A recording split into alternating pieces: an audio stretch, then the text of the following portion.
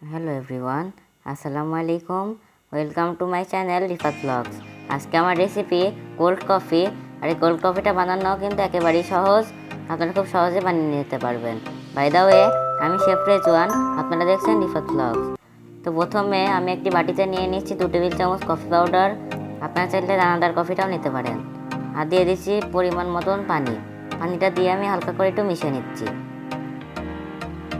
ওটা মিশিয়ে সাইডে রেখে দিয়েছি। আর আমি এখানে মেজারমেন্ট কাপে 2 কাপ পরিমাণ ঠান্ডা দুধ নিয়ে নিয়েছি। দুধটা আমার আগে থেকে চাল করা ছিল। তাতে দিয়ে দিয়েছি 1/4 কাপ চিনি, 2 টেবিল চামচ গুঁড়ো দুধ আর 5-6টা আইসের কিউব। আর দিয়ে দিলাম আগে থেকে গুলিয়ে রাখা কফির মিশ্রণটা। এবার সব কিছু 1 মিনিটের মতন ব্লেন্ড করে নিচ্ছি। তো এখানে আমি 2টি গ্লাসে একটু চকলেট সিরাপ লাগিয়ে নিয়েছি। এটা অপশনাল, আপনারা চাইলে নাও দিতে পারেন।